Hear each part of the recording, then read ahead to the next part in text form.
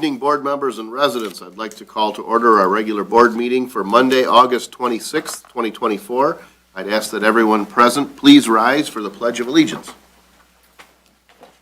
I pledge allegiance to the flag of the United States of America and to the republic for which it stands, one nation, under God, indivisible, with liberty and justice for all. Mr. Witt, will you please take the roll call? Yes, Mr. Batkins. Here. Mr. Brado. Here. Mr. Olgiati. Here. Mrs. Rose. Here. Mr. Tominello is asked to be excused. Mr. Witt here. Mr. Verkest. Here. Thank you. Next on our agenda is the approval of the consent agenda, including the regular board meeting minutes of August 12th, 2024. Approval of the bills in the amount of $1,211,088.41. Approval of the July 2024 revenue and expenditure report, and approval of the 2024 homecoming parade route for L'Anse Creuse High School scheduled for Friday, October 4th, 2024. Unless there's any changes, I'd be looking for a motion to approve the consent agenda as presented. So moved. Is there support? Support. And a motion by Mr. Olgiati with support by Mr. Badkins. Discussion on the motion. Hearing none and seeing no public comment, all those in favor, please signify by saying aye. Aye. Those opposed, motion carries. Thank you, Board. Next is the approval of our regular agenda. We do have some changes and additions proposed. There was a proposal to move item G3 to C1, move item G2 to C2, and then add F2 regarding the subdivision reconstruction program, and then G2, G3, and G4 for TIP Phase 2 funding, parking lot renovations at Spillway, off of the Spillway Park, and approval of a tent invoice for the Senior Expo. So unless there are any changes, I'd be looking for a motion to approve the agenda with the proposed revisions. I have a question. Okay. You said G3, G4, and G5. What's G2? No, I said G2, G3, and G4. Copy. So we moved G2. Originally, That's what it was G3, 4, and 5. Yep. We moved G2, so that made it Okay. G2, 3, and 4. Misunderstood. That's right. I'll make that motion. All right. Is there support? Support. Okay, we've got a motion by Mr. Badkins with support by Mrs. Rose to approve the agenda with the proposed revisions. Discussions on the motion. Hearing none and seeing no public comment, all those in favor, please signify by saying aye. Aye. Those opposed, motion carries. Thank you, Board. Next is announcements. Our Senior Center will be hosting their annual Senior Health Expo on Tuesday, September 10th from 10 a.m. to 1 p.m. at the Tucker Senior Center. For more information, you can visit the Township website or contact the Senior Center, 586-466-1497. It's a nice event, and lunch will be served. The county will also be hosting their annual Senior Expo on September 19th at the Lorenzo Cultural Center in Macomb Community College. Lots of great opportunities for our senior community. Our Senior Center is also hosting a blood drive coming up on September 16th from noon to 6 p.m. at the Tucker Senior Center. More details on the website for that as well. And there's also an opportunity to sign up, set an appointment, so there's less waiting. September is Library Card Sign-Up Month. If you register for your library card, you can spin the wheel for a chance to win a cool prize.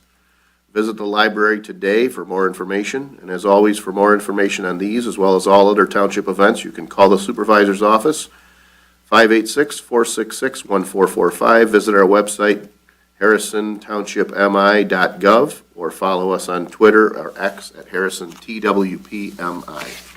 Any other announcements? Hearing none, we'll move forward on the agenda. Item C1, which was originally billed as item G3. We're going to do announcements. Oh, I'm that's sorry, right. we did announce. Yeah. I- Does anybody have any other No, I'm announcements? sorry, I Okay. got caught up on, No, you're we working. have a lot of changes. Yeah, no, that's for sure. So, at this time, I think we'll, have item C1, which was the report, 2023 annual report from the library. And we're fortunate to have not only our library director, but a great library director in Melissa Glines to present that to us. Well, good evening, everybody. I've passed out the report to all of the trustees. For those of you who would like a copy of the report, there are some on the back table, so please help yourself. Unfortunately, I'm going to go over some data, so it might be a little boring, but hang tight. So in 2023, the first graph that you see on your page is the copy of our revenues. Most of our revenues, 86%, comes from property taxes. We also receive a small portion from state aid, local penal fines, the fines and fees that we collect in the library, as well as interest that we earn from our investments. So all of that is there in that pie chart. The second pie chart that you see is a copy of our expenditures. We spend 32% on staffing, 43% is savings in future growth of the money that we put back to earn interest on. 15% is for operating expenses, and 10% goes into our collection, purchasing of books, DVDs, hotspots, puppets, databases, online learning resources, and that sort of thing. You can see on the bottom graph there how we stack up to other libraries in the state of Michigan. The Harrison Township Public Library is a Class 4 library, and that is based on the population size. How we stack up to other Class 4 libraries is here. 58% is usually spent on operating expenses. Ours is at 15%, as you can see there. Staffing costs is usually at 36%. Harrison Township Public Library is at 32%. Generally, collection expenditures is at 6%, and the Harrison Township Library spends 10%, as you can see, comparing those two graphs. In 2023, the Harrison Township Public Library loaned 83,461 materials out. That's books, DVDs, audiobooks, ebooks, that's puppets, that's absolutely everything that the library loans out. That's pretty incredible considering that we can fit 30,000 items in our collection. That's almost every single item that we have in the library downstairs, 3 times. We welcomed 41,231 visitors through our doors. That's up from 2022 by an increase of about 8,000 people. We also loaned out 68,817, had 68,817 visits to our website in 2023. We checked out 36,883 digital ebooks, e-audiobooks, and online story times. That took a little bit of a dip from 2022, which is something that we expected to see. Over the pandemic, we experienced a wide shift over to our digital resources, mainly because at times our building was closed. So that's a natural shift that we expect to see, that there's a little bit of a decline in our digital resources in 2023 as people started to move back to online programming. And in-person program as opposed to online. We didn't even offer any virtual programming in 2023. So of course we naturally experienced a dip there. Surprisingly though, digital usage is still up. We expected that to sort of decrease along with that, but the digital resources continue to be widely used. Our number one digital resource is Scholastic BookFlix. That's something that's offered to the grade school kids. It's a learning resource, ebooks in a way. And that one's experienced a slight decrease, but it's still our number one resource in the library with 34,512 uses in 2023. Our second most popular digital resource is Overdrive and Libby. That experienced a 26% increase in 2023, so that one is still climbing, along with Hoopla with an increase of 37%, and Canopy, which is streaming movies, with an increase of 50%. So we're still experiencing increases in those. Newsbank is a new one that we added in 2023, and over the 10 months that it was live in 2023, we had 2,500 uses of Newsbank. And that offers local newspapers like the Macomb Daily. You can see it in a snapshot. We also added Creative Bug, which is a online crafting tutorial website, and Transparent Language is coming. That's a language learning. So those are some of the digital resources that we offer. On top of that, we offer Ancestry.com, Consumer Reports, and Tutor.com. So the digital resources are still experiencing a lot of use, which is great. Also in 2023, we added 2 full-time staff members, an adult services librarian as well as a youth services librarian. And with that came an increase in our programming. In 2023, we offered 115 more programs than we did in 2022, and that's thanks to our full-time librarians that were added. That's an increase of 57% from 2022. We also had an increase of 64% in the attendance of those programs, so that's great. Of the 115 new programs that we added in 2023, 76 of those were programs for the youth specifically, which was a 127% increase over 2022. So a big hats off to our Youth Services Department and Miss Tina for such a wonderful job in programming. Foot traffic also experienced a 24% increase with 8,000 more people from 2022, and no doubt that's as a direct result of all the additional program that we had that brings people into the library. Public computers continue to be a staple of library service. We had 2,159 times, where our computers were used 2,159 times in 2023. That's only a 3% increase over 2022. However, the Wi-Fi had a 46% increase. So while we're seeing less people, or actually a small amount of people coming in to use the computers, there's a lot of people using the Wi-Fi. We saw increased computer usage, Wi-Fi usage, and outlet usage over several power outages in 2023. Of course, with more folks working from home, the increased need for public internet during power outage is a service that the library is happy to provide. Also in 2023, we expanded our hours of operation by 15 hours per week. We're now open Monday through Friday, 9 a.m. to 8 p.m., and Saturday, 9 a.m. to 5 p.m. We added to our Library of Things collection, we now check out puppets. So we added 20 puppets in 2023 that checked out 277 times. We also added early literacy kits to help young readers learn the basics of reading. We checked out Wi-Fi hotspots 171 times.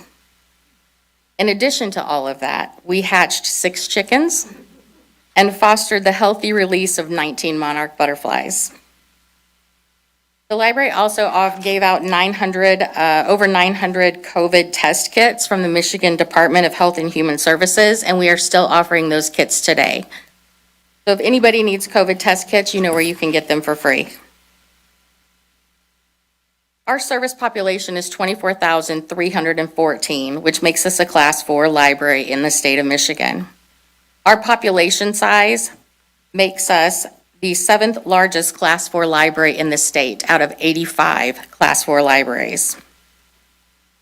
We're open 346 more hours annually on average than the average Class 4 library in the state. Our footprint is still well below the state average. However, at 3,900 square feet, and our building is the 3rd smallest Class 4 library in the state of Michigan out of the 85. So there's room for growth in that area. Overall, the Harrison Township Library has a small footprint, but we're doing a great job. You can see with the data that we provided here that we're growing, and we continue to grow, and we continue to offer great services at the Harrison Township Public Library. Do you have any questions? I know where half those puppet checkouts went, because I got home today and there was one sitting on my counter. They've been very well received. We added some more puppets in 2024, so there'll be some new friends at your house. Melissa, while you're at the podium, can you just explain to our residents how to go about getting a library card? Are there any fees? What exactly do they have to do to get that? Because I know September is library card sign-up month, and maybe you could just kind of give a thumbnail sketch in terms of how you do that. It's very easy. Just come into the library with a valid ID. It can be either a driver's license or a state ID. We take both. You fill out an application, and with minutes, you'll have a free library card in your hands, and you're eligible to check out all of the materials at the library. Good, thank you. Any other questions? Very impressive. No question, but just a comment. I think great job, and I think, you guys are doing great things, and seems like every time we get a report, things are getting better. And so it's hard to imagine after hearing this report that we'll get a report that things are better, but I anticipate that's what we'll hear next year. So thank you very much. Thank you. All right. Any comments on that? All right, well then we'll move forward to item C 2 regarding our building architecture. I apologize, I got this today, and I didn't get a chance to distribute. We did get a letter from the architect, so I'll pass that out first.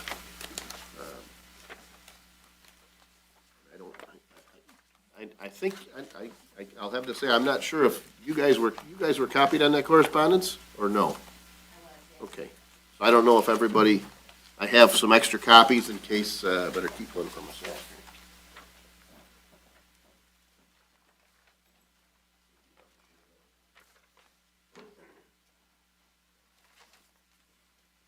So before we get into this document, maybe a little history.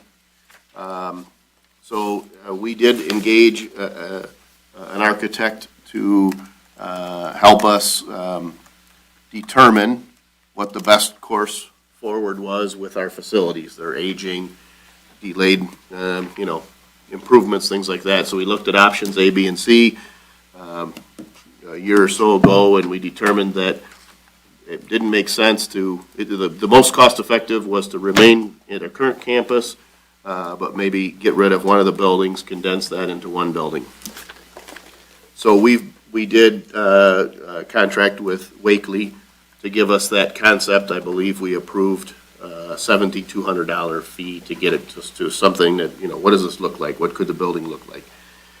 This wouldn't be final plans, but to, kind of look at some ideas. In the meantime, I have had some meetings with the library board and the library director, up to and including one not too long ago with their architect, where we talked about some options. And one of the options that we discussed was, and that the architect presented, was to take, to erect a structure that connects this building to the engineering building, and then possibly an addition on the other side of the engineering building. The advantage to that is that our need and the library's need is more meeting space.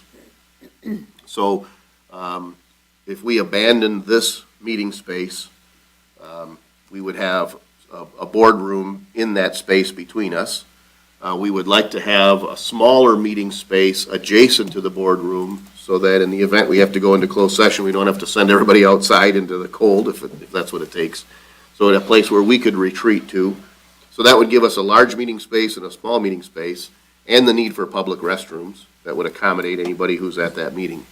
The library has a similar need for meeting space and those public restrooms, and so the thought was that if we did erect, meeting space tends to take up square footage and not necessarily, a bunch of fixtures inside.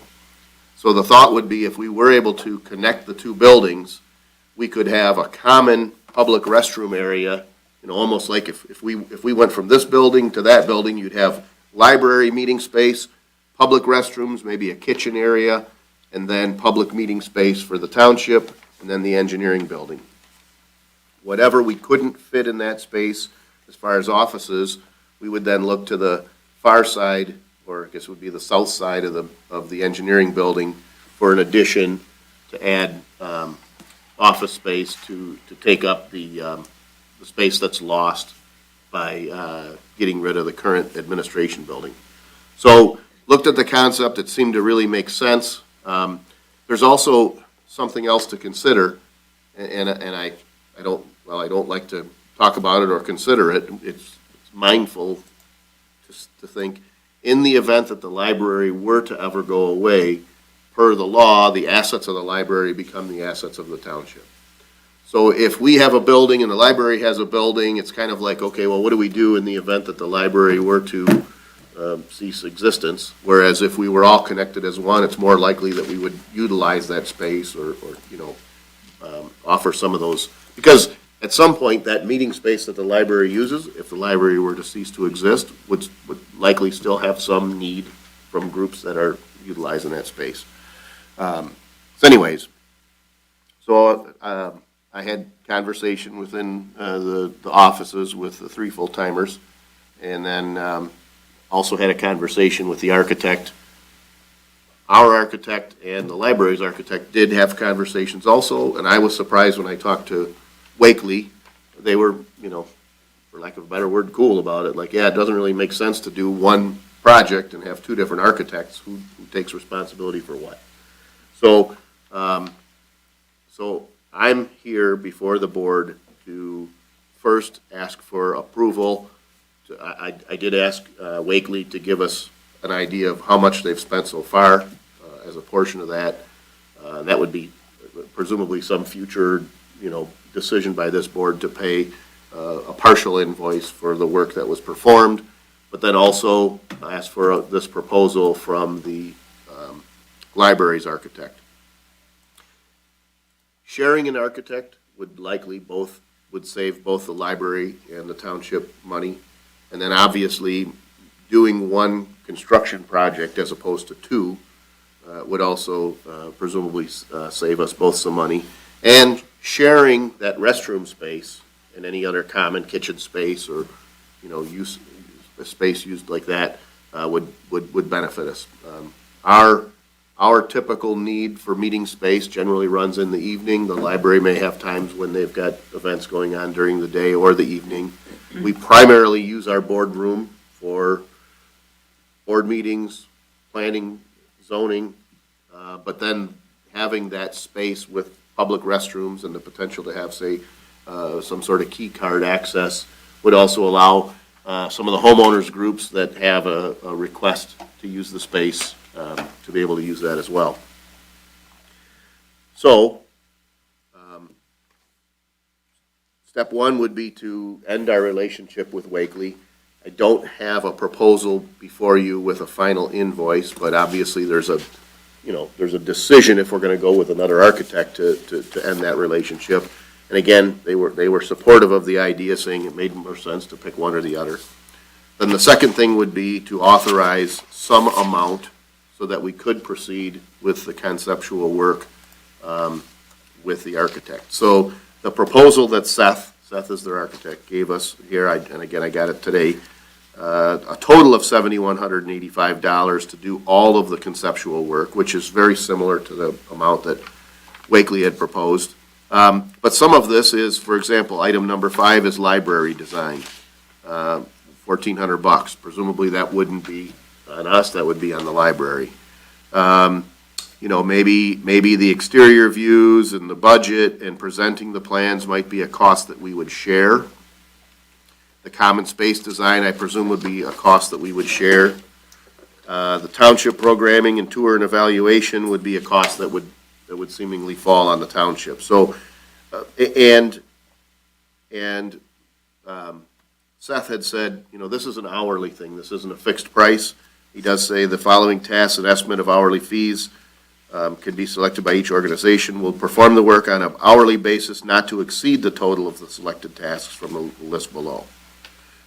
And even acknowledged, hey, if you want to skip this or that, like, for example, 1 and 2, we do have some of that work already done from working with Wakely, so we can probably reduce that cost.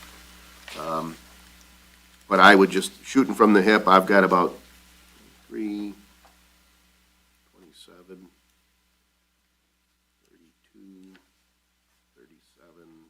I mean, I'm coming up with less than $4,000, but I mean, if you just set a budgetary figure of, I don't know, $5,000 as a start point. I mean, we could, it's hard to put a fine point on how you split it at this point, but. Right, but that's what I'm saying, if we have a budgetary amount, right, and again, there's value to both parties in cooperating.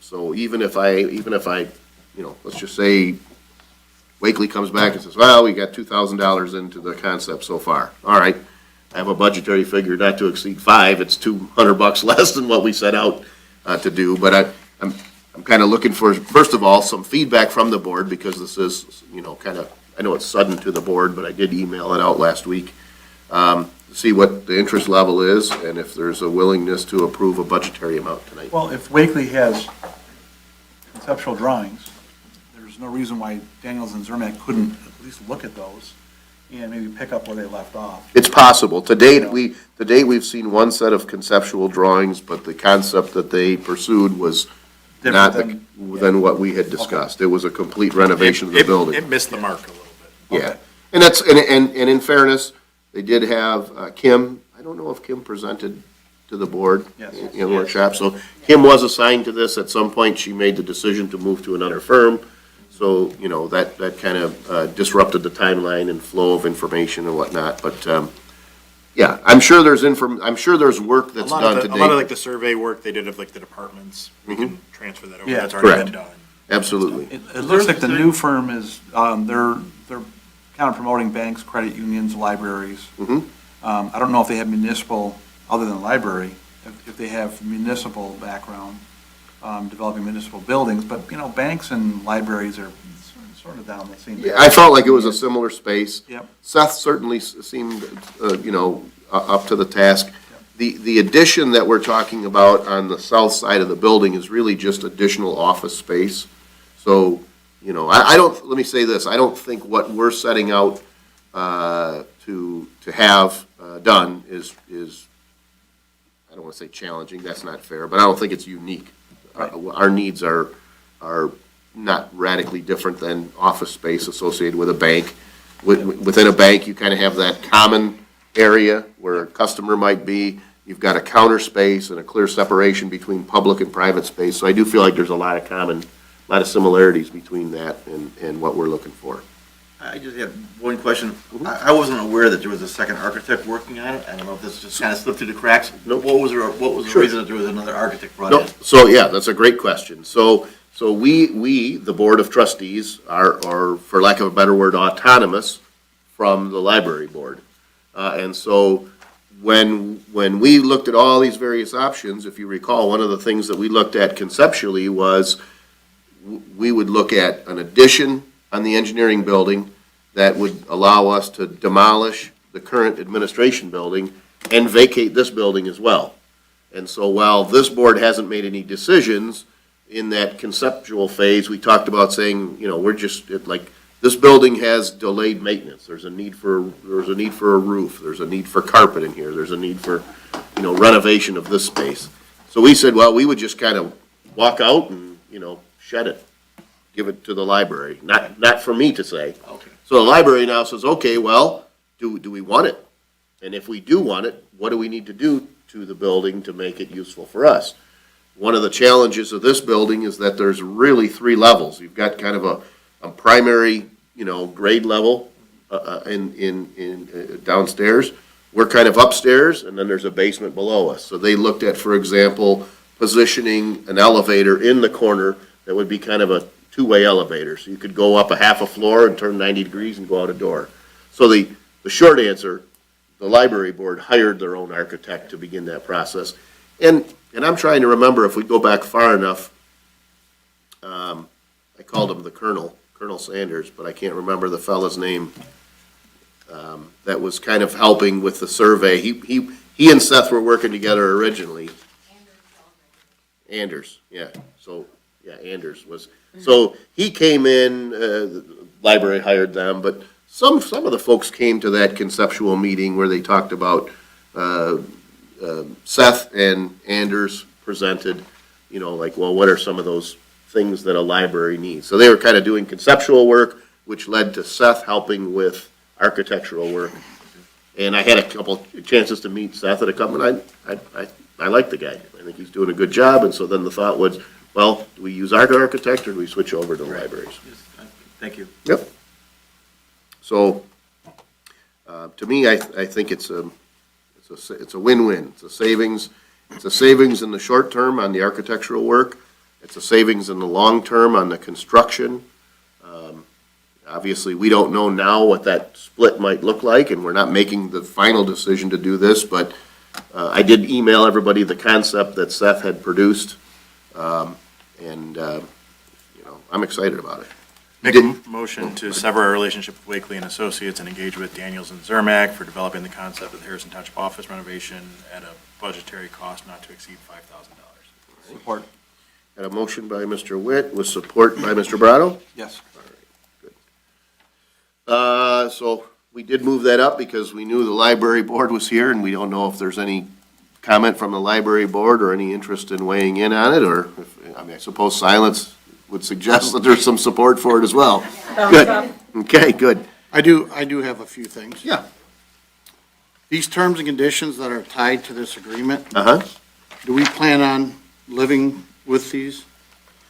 Out of the 11 items they mentioned in the terms and conditions, 5 of them are pro-architect, and the other 6 are negative to the township. Allocation of risk, indemnification, dispute resolution, hazardous material, termination of service, and ownership of documents. So if I read this, after the work they're done, they keep the documents. They're not ours, they're theirs. Termination of services, that they can walk away and we've got to pay them basically for everything they've done.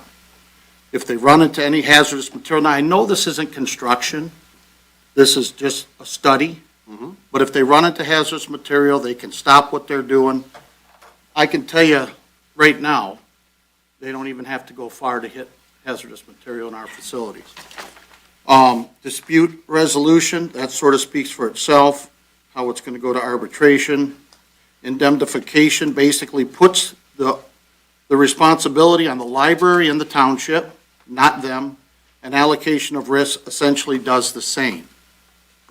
One other thing is, if we do go forward with this, and not knowing what their PS liability insurance coverage is, if there's additional coverage, we have to pay for it. So if you rip these 2 back pages off, I'll agree to it. If you don't, I, for one, won't agree to those terms. One person's opinion. I've been talking about terms and conditions, I don't know how long. Rob, did you see these? Not yet. Okay. No, this came today. So. Is there a reason why we can't table this until we get through these terms and conditions? Are we under the gun on this? No, it's just a 2-week delay. I just, out of the interest of keeping things moving, it came in, and I had interest in moving it forward. Like I say,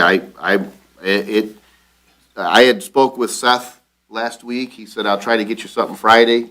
He talked to me Friday, and he says, I apologize, I can have something over the weekend. And I said, really, as long as I have it for Monday's meeting, that's sufficient, because my primary goal was to get a budgetary figure approved. I didn't even anticipate that he would include terms and conditions in a budgetary amount. I wouldn't have either, and Yeah. maybe it's just something they attached, but it does clearly state attached to this agreement. Oh, understood. No, I hear you. Yep. I wouldn't expect to have seen any of those, to be honest with you. So, I mean, just looking at it, like a lot of it, that's AIA standard Boilerplate stuff. stuff that, like we've seen in our other Mhm. architectural agreements. but which way does it, who does it protect if it It always- ever did go to court?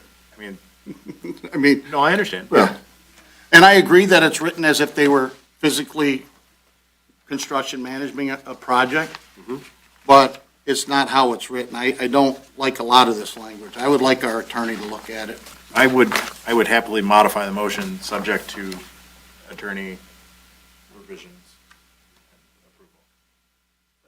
Does that work for you, Brian?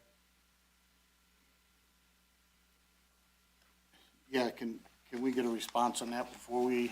Yeah, we'll sign, before we sign it, Rob will. Yeah, Rob will- in other words, I won't sign anything until Rob says I've looked it over, and either A, I'm satisfied, or I've proposed some revisions to the agreement. Boy, the best thing in the world is if they just say, you know what, that's standard, we attach them, we didn't, yeah, you can exclude them, and I'll be really happy with that. I truly can't speak to it. I didn't have a conversation with Seth about the terms.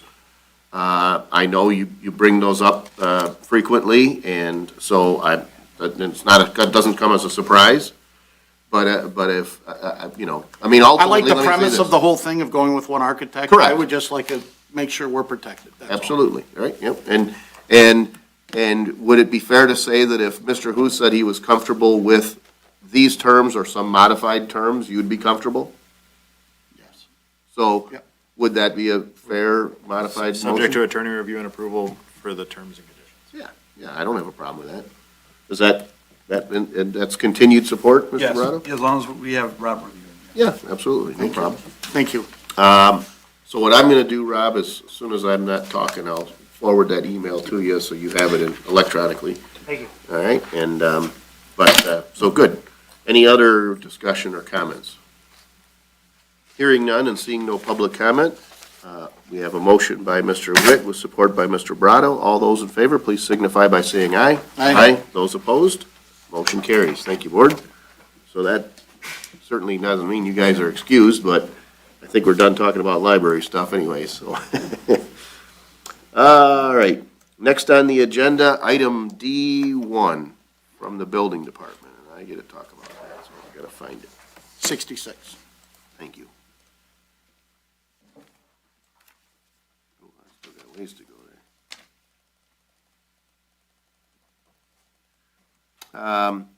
there. Really, the premise of this is kind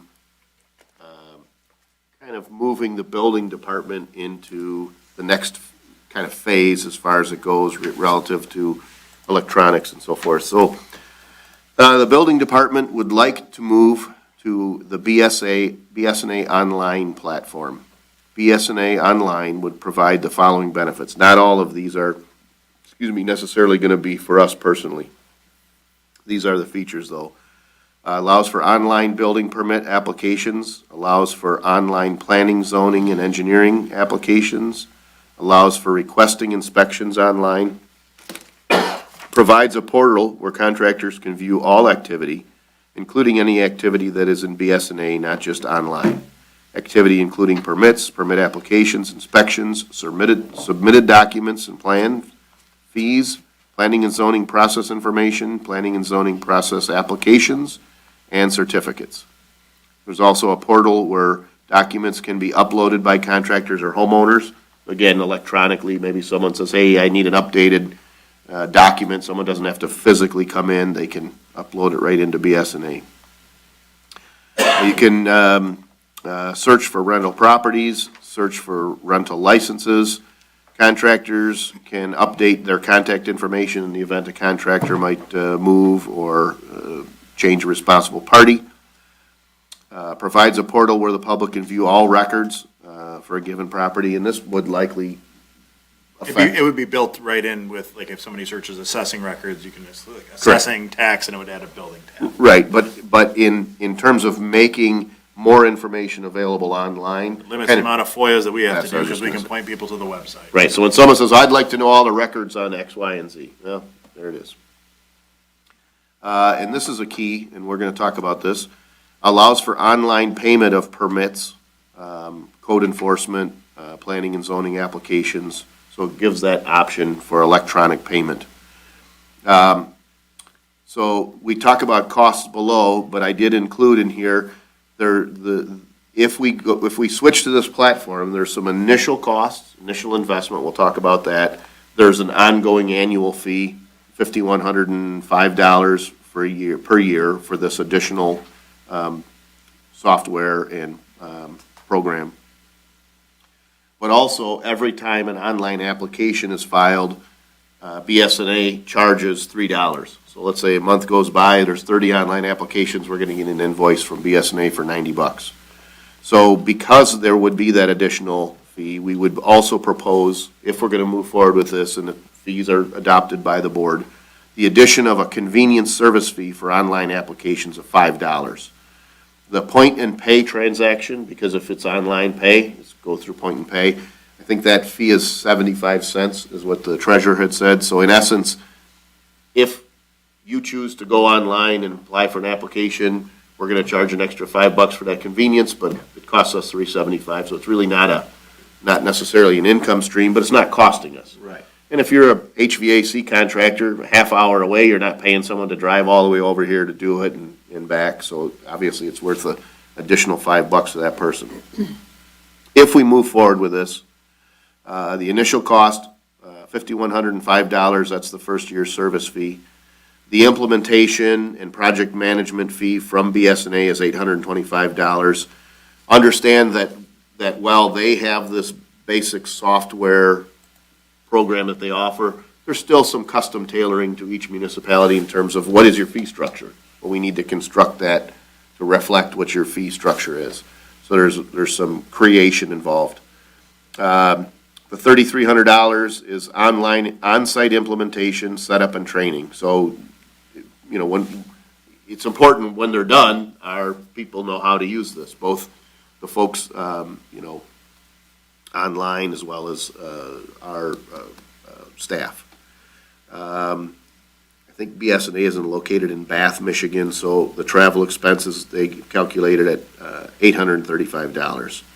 So the initial cost to get online is $10,065, and then And that includes the first year's. first year of service, right. So really, there's not quite $5,000 worth of startup, a year's service at $5,105, and then $3 per application. So if we were to move forward with this,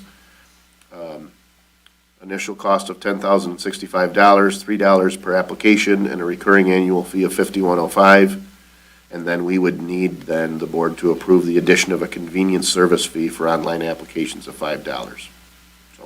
And then it's also, my understanding is like they book 3 days for it, but in the past, if we don't use the 3 days, they don't charge us for the 3 days. So it's really a not to exceed amount.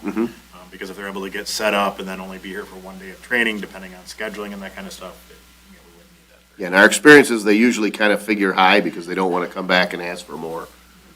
Is this a net new expense? Because what are we doing now? So, yeah, it's a new expense because currently you can't apply online. So all of this is a two-way. You can, it's like you can give and you can take. You can submit applications, you can access additional data. Right now, if you go to BS&A, you can look up an address, and that address is going to tell you assessing information, and it's going to tell you water and sewer information.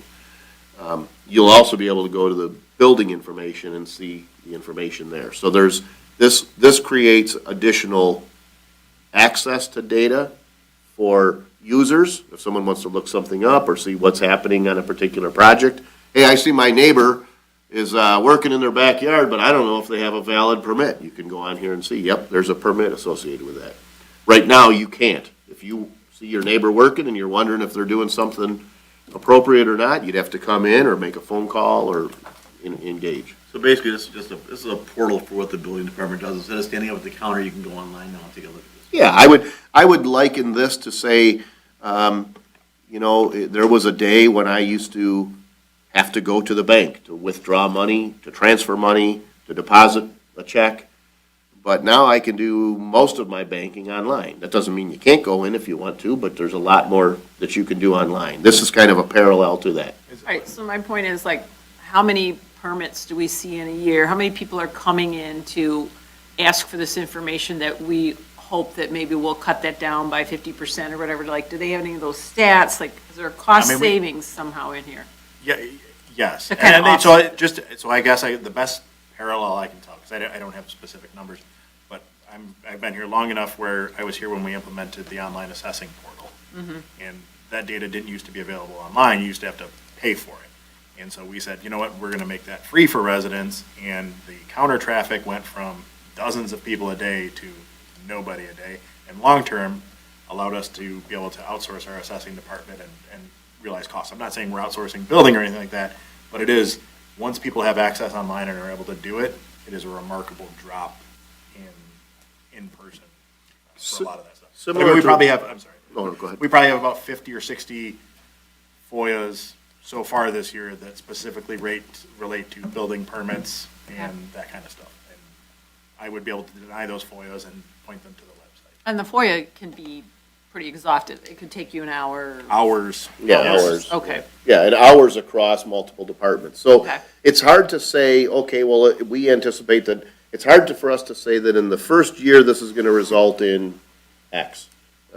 Because it's kind of as it rolls out. Like Larry can give you statistics today about point and pay that are much, it's much more widely utilized than it was when we first implemented it.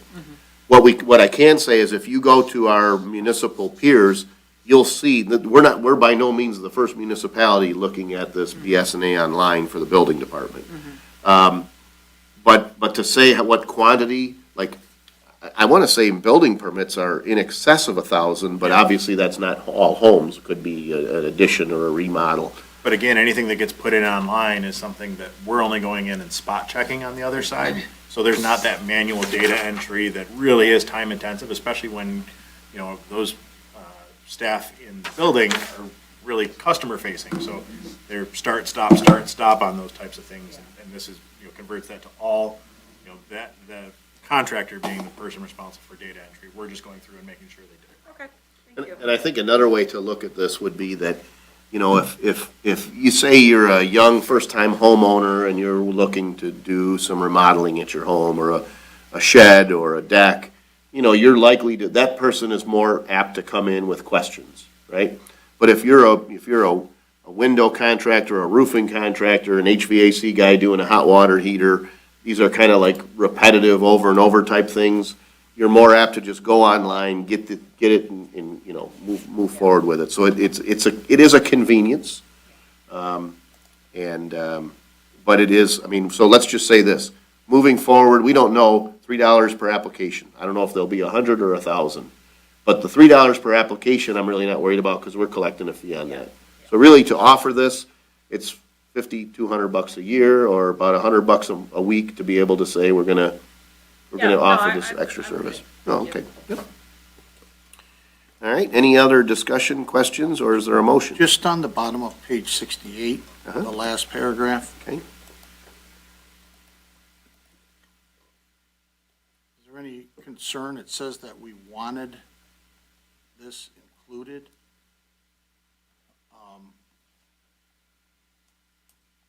I'm not an IT guy.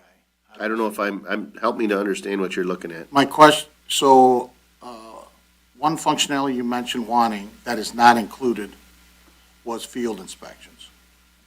That paragraph there. Yeah, but now didn't we? Yeah, that's what we're solving in a different way. When we talked that was what we talked about with Mr. Tominello's presentation on technology upgrades. Okay. BSNA, we currently use the .NET version of BSNA, and they are slowly transitioning to a cloud-based system that, from what I've heard, has had some hiccups and rollout, and we don't want to be the next people in. We want to let that settle out. And they were trying to say, like, well, you could use our cloud, and then we'd be able to do that. But right It's now, already being addressed. we're doing it a different way. Correct. And I'll make a motion to approve the addition of BSNA online services for the building department at a cost of $10,065, plus $3 application and reoccurring annual fee of $51.05. Service online application of $5. All right, is there support? Support. We've got a motion by Mr. Badkins with support by Mr. Olgiati. Discussion, we had a fair amount. Is there further discussion on this? I think it's a not to exceed figure, but I mean, clearly, obviously, if someone invoices us less, nobody's going to be upset about that. No? All right. Well, if there's no further discussion and seeing no public comment, all those in favor, please signify by saying aye. Aye. Aye. Those opposed? Motion carries. Thank you, Board. Next is items D2 and D3. They kind of run together. It's clearly listed as two separate agenda items. Melody, who's in the planning and zoning role, did a nice job of preparing a slide show to kind of give details about the specifics of the property, where they're located, history of the property, pictures showing the condition of the property and so forth. But the bottom line is these are, both of these, and I'm just going to speak to them as the same. These are properties that have been, I think one of the slides shows all the various tickets that have been written. The 34595 Jefferson, been vacant since 2010. You can see some of the water use at some of the sites. These have been enforcement issues for both, this one for sure, as long as I've been supervisor. The other one, maybe not quite, but the majority of the time I've been supervisor. And despite court action and people saying yes, going to court saying yes, I'll renovate, I'll make improvements, they don't, and the property just further and further deteriorates. It becomes an eyesore, and they rise to that level where we believe they're worthy of demolition. Brent and Melody in the building department took the time to get some bids so that this board would be aware of the fact that if we were to move forward, you know, in other words, I think the demolition on one of these was around 19.5. 19.5, right? So we understand that this is, should we move forward with this, you know, it's gonna it could lead to demo, right? It could very well be that the folks involved say, you know what, I'll fix the problem myself. We've had that happen before. But you don't really wanna start down a path and not be prepared for, you know, what's coming. So the ask tonight is a budgetary amount of $5,000 per property to file in circuit court and pursue condemnation or ultimately demolition. Sometimes that results in the party solving the problem for us, and we don't come back and talk about demolition, but certainly there have been a number of times that it has resulted in demolition and us taking action and leaning the property. So and I apologize for not reaching out to you prior to this, Mr. Huth, and I know this is kind of a dynamic, I would say dynamic. The rules associated with the ability to, you know, collect on a foreclosed property versus, you know, not being able to collect and you know, making a profit and so on and so forth. So if we have reason to believe that these properties are worth somewhere around the value of the lien that we might put on them, we you know, historically, we've said, hey, well, if that lot is worth 30 grand and we're gonna spend 20 between court fees and demolition, you know, worst case, people walk away from it and we can buy it. I'm not sure if anything about the recent, you know, court cases and decisions has given us a reason to not take similar action like we have in the past. No, under those decisions, the township's still protected for the money it spends. Mhm. What those decisions did really was say that there's no entity that's entitled to a profit to take more money out than you put in on a property. So I think the courts will continue to protect our rights, and especially the big municipalities like the city of Detroit, to demolish these properties and try to protect our interest. And I thought there's title work actually on both of these. They look like the township should have equity and it should have to move forward there. Right. So no guarantees, right? We've purchased foreclosed property and made out okay, and there's been times that we've liened property and property values dropped and we couldn't recoup. So we don't want to go into this saying, hey, don't worry, we'll be okay. But the first step in the process is circuit court action, and I believe building departments demonstrated that both of these properties are worthy of demolition. They're uninhabited and they haven't been for some time. So Yeah, we've exhausted all enforcement opportunities that are within our everyday power on these properties to get to the point where we're going to demolish them. and nothing like circuit court to get somebody's attention, right? Well, sometimes the right person gets it, you know, it's a error or something along those lines. It says, hey, wait a minute here, what's going on? Right. And by the way, while I have the floor, I just want to say the backup for these two items is the best I've ever seen after attending these meetings for years in Yeah. other communities. She really did a nice job. Absolutely. No, she's doing a great job. All right, so Make a that's. motion to file circuit court action to demolish the residential structure located at 34595 Jefferson at a cost not to exceed $5,000. Support. All right. Got a motion with support, discussion? Hearing none, all those in favor say aye. Aye. Those opposed, motion carries. Do we have a motion for 25974 South River? I'll make that motion. All right, same motion? Yep. Support? Support that motion. All right, got a motion by Mr. Badkins with support by Mr. Olgiati. Discussion on the motion? Hearing none and seeing no public comment, all those in favor, please signify by saying aye. Aye. Those opposed, motion carries. Thank you, board. All right, let's zoom down to the next agenda item here.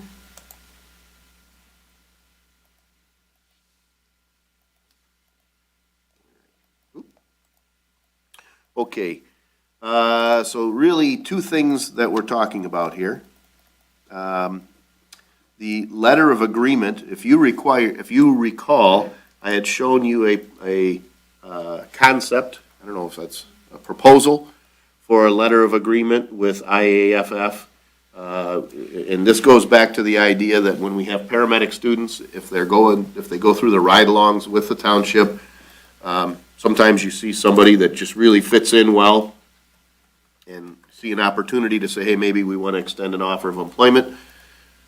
But what the process requires is, once you've finished getting your certificate as a paramedic, there is a testing process. So you're really not a paramedic till you pass that state test. And there's a format to how the test flows.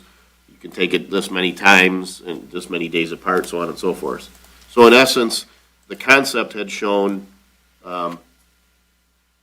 we would extend an offer of employment to an individual. They are not in the union. They're a township employee. They're kind of like an in-between, but we can bring you in and train at the same time. We talked about 2 weeks ago asking for permission to authorize the 3 full-timers to execute the letter of agreement. It has a sunset. It's a 1-year thing. Anybody we hire, if they don't get it in 89 days, I believe it's laid out, then they have the opportunity to. What has a sun? The letter does not have a sunset. Yeah. No, it doesn't. Pretty sure. It says it shall remain in effect until it's terminated. So.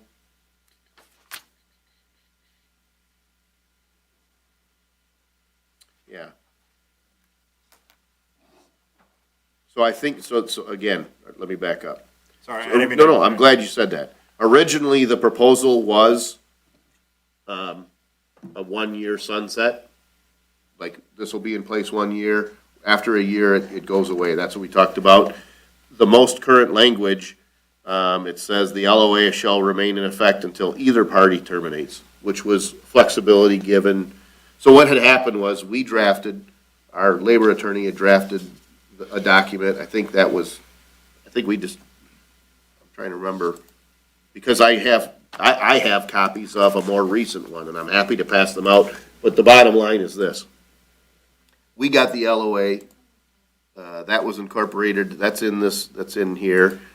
Since then, the labor attorney for IAFF said, hey, wait a minute, I've got a couple of changes. I've got some things I'm concerned about. And as recently as this afternoon, I had a conversation with the chief, and they're still talking about making some tweaks to that LOA. And what I think is important to understand is the union leadership for the firefighters worked together with Chief Bostater to come up with this proposal. Based on that framework, they gave it to our labor attorney. He kind of made it formalized. Felt like we had everything captured, but the IAFF attorney said, well, wait a minute, I've got some concerns here. And no small part of this is the delay, if you will, is the fact that I think there's like a convention going on or something. The IAFF attorney is out of town, so he's kind of like, email and phone calling back and forth, and maybe not necessarily getting the FaceTime with the firefighters to understand that they're on board with it, and they helped draft the language. So where I had a letter of agreement that I had when we put the board packet together, the fact is, I would not ask the board right now to approve this letter of agreement because we have made changes. So we have a standing motion already authorizing the 3 full-timers to agree to something. We're clearly not going to agree to any letter of agreement that Mr. Fantuzzi doesn't agree with. So we're not executing anything just yet. But when we drafted the agenda, we had what we thought was a final letter of agreement. So I don't believe that it's appropriate at this time to ask to approve the letter of agreement. Yeah, and the only thing that I would maybe feel comfortable making a motion, because the board has authorized us to sort of approve the letter, would be to authorize the hire of Mr. Creech as that. Right? Well, so there's 2 things. Pending Yep. the approval of the. Yep. So the most recent version, and I didn't get an explanation, I had a phone conversation with the chief. The proposed salary for the position was $50,000. I believe based on, and I think this is probably the level 1 salary for the firefighter, they came back and said, well, we'd like that position to be $52,823.68. I can look real quick, but I believe that's driven by the starting salary for a probationary firefighter. So I think they felt like, well, if you're gonna bring somebody in at 50, why don't you just bring them in at the same rate? And I don't have a big problem with that. Because they're not the same as the other. I understand, but we're talking about 20-some hundred bucks divided. For 90 days. For 90 days, right. So it's not a big difference. So the LOA is not final. I don't have a final LOA. I thought the one that I presented to you did. But like, for example, they speak to fringe benefits. They don't get fringe benefits. The language said paramedic students do not receive any fringe benefits, including township-provided health insurance unless otherwise required by law. They propose, nope, strike that. Any paramedic student who resigns or is terminated during the 89-day period shall not qualify for any benefits payable upon separation. A paramedic student shall not accrue any benefits until they have received all qualifications required to become a probationary firefighter, including but not limited to a state of Michigan paramedic license. Kind of saying the same thing. What we said is once you qualify, you become a probationary firefighter, you enter the union. So a lot of these things back and forth are kind of semantics that, the risk of throwing a stone, lawyers tend to do sometimes, but the core of what we're proposing is the same. So if there was a requested motion, it would be to authorize the hiring of Ian Creech as a paramedic student at the annual salary of, I don't even want, I mean, I would be happy to make a motion to authorize the hiring of Mr. Ian Creech, subject to the terms of an executed LOA. that would be okay too, yep. Because at this point, but just as a point of clarification, so as to not be deceptive, the original proposal was 50,000 annual salary. The current proposal is 52, and I'm just looking up what the schedule is for a current probationary firefighter. So it's less than that. I'm not sure how they came up with that number. 50, it must have been. It was, I think they took the front one and then just gave them So it's between the 50, per the contract, current probationary firefighter salary is 53,144.97. 52,823.68 is what they're proposing. I mean, it's, somebody had a reason they wanted it. It's not a significant change. We're talking about a temporary. And in an ideal world, the guy passed his test on the first time, and we're talking 30 days, and he's at Correct. probationary step one. Right. This largely has to do with the fact that we're in a current cycle where we approve the hiring of a firefighter. We've got a potential candidate here, and they'd like to start them at the same time so that they go through that entire training process once instead of twice. So they spend a certain amount of time as 40-hour employees, not counting towards staffing, and that they'd like to incorporate this fella in there. So that proposed motion from Mr. Witt to hire Ian Creech, subject to the terms of this letter, language within the letter of agreement, effective September 3rd, 2024. I'm not even putting an effective date because it's effective whenever we have a letter of agreement, we can offer him an approval, right? So Yep, the we're not- target, We're that's gonna, fair. that's the target. Yep, so but that we're- this We're board not knows. done, we're not done. Can't do it September 3rd if we don't have an LOA. Right. But Who's don't- approving the letter of agreement? The board authorized the 3 full-time officials to approve it with the attorney. Right. And I sent you in good faith, as soon as I got it, I said, well, I'll put it on the agenda, you can see it. Right. Since then, they came back and said, well, we want to change a few things. And so there's a little bit of a back and forth, but there's nothing about the LOA in your board packet that's really different than the proposal that we talked about 2 weeks ago. And there's nothing, and again, I can pass out this LOA, I figured I'd print it out, but we're not likely to. Same way the chief sent over to us, or?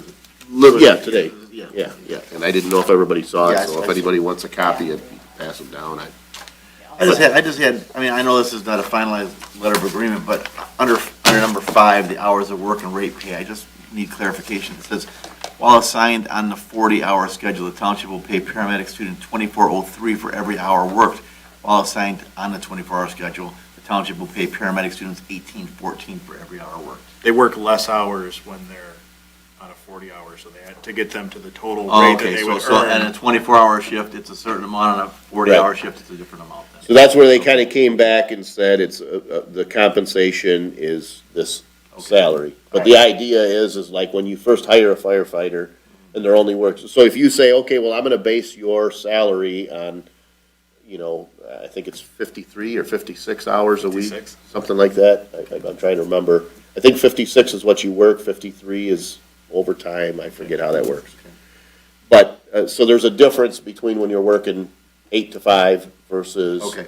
8 AM to 8 AM and you're sleeping. I just You're wasn't sure how compensated those different. two numbers came into effect. Yeah. I know it's not finalized, it's just more for my own, And- for my own head than anything else. And that question is kind of representative of some of the challenges that the union and the fire chief are kind of facing and saying, well, how do we solve, like, at a 5,000 foot, hey, when we see a young student come in and he or she rides along and they work out really well, and we say, hey, this is, no guarantees, but this is someone we want to give a probationary opportunity to, but we can't quite yet. But if we wait too long, another municipality's gonna snap them up. So let's design a mechanism to do this. Okay, that's great. Well, now they put it into words with the labor attorney, and well, wait a minute, I didn't think we meant to do that. Right. That's what they're kind of working through. Like, well, how do we handle 40 versus 56 hours? I'm good with that, thank you. Right? So is there, did you make that motion, Mr. Witt? Yeah, I can. yeah. Okay, all right. Is there support? Support. All right, got a motion by Mr. Witt with support by Mr. Badkins. Had a fair amount of discussion, but is there further discussion? Hearing none and seeing no public comment, all those in favor, please signify by saying aye. Aye. Those opposed, motion carries. All right, we move on now to F1 from the clerk's office. Yes, Board, before us tonight, we have our marijuana business permit appeals. Unfortunately, we've done this the last couple of years, so the board should be a little familiar with it. We are down at this point to two applicants that need to go through the appeals process. We have Hazel Park Growth, which is our the current permit holder that at this point has not started operations, and our ordinance requires that if you haven't started business after 2 years, you can't do it unless the board approves an appeal to allow them for an additional time. We have a letter here from the applicant, as well as the applicants here here in the audience as well, if anyone has any questions for them. But I will say, this is our only marijuana business that is from the ground up, starting as a new building, and they purchased the location from another business right in the beginning, right before the start of the pandemic, and then have been building out the location since then, and they're very close to finalizing their C of O for everything. So we're very hopeful that this is the last time we're going to see them here, and they'll be up in operation, and I think they're probably more hopeful than I am. But I would feel comfortable as a recommendation, I couldn't administratively offer an approval as the clerk reviewing the applications. I feel 100% comfortable in authorizing or recommending to the board that we grant a 1-year permit extension for them. The second applicant. You want to take action? Oh, on yeah, that? it's up to the And board, is there- however So if the- we just pause there for a moment, is there Yeah, questions, interest? Because really, if we're going to make a They are motion. two separate things, Yeah, yeah. we should handle one at a time. Yeah. So, the challenge associated with any business, starting from the ground up through the COVID process, is its own challenge. Doing something as intense as a grow cultivation operation is even more challenging, and it seems like they're so close to the finish line that I think that's why the recommendation would be to grant the 1-year extension. And I will say, as a business owner, they've always been responsive to us. It's never been a where are they, we haven't heard from them type situation. So again, I don't really have any concerns. So any questions, concerns, or is there a motion on? It appears that everything should be done, I'm looking at this letter, within 30 to 60 days. Is that a true statement? Yes.